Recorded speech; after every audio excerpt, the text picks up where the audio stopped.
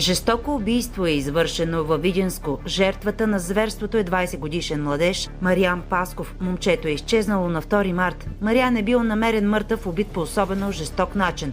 Първо е бил прибит, след това нарязан, запален и заровен с цел престъплението да бъде прикрито. Според негови съграждани, Мариан е бил скромно, добро и трудолюбиво момче, отраснало без родители. Той е бил настанен в приемно семейство. Мариан е бил принуден да живее с хора, които са се държали по ужасен начин с него. Наскоро е завършил училището в Кула. След като навършил пълнолетие, е започнал да се справя сам в живота.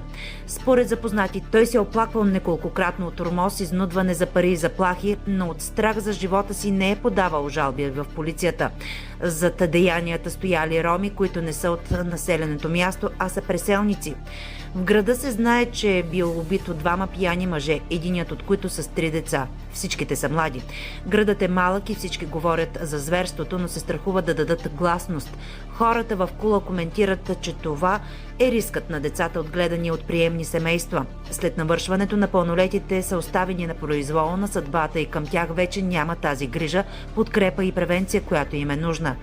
Жителите на Кула настояват за справедливост и се надяват, че извършителят или извършителите ще бъдат задържани и наказани за зверското деяние. 3 са заподозрените за жестокото престъпление до този момент, научи News 24 София. Екипът на News 24 София продължава да следи темата.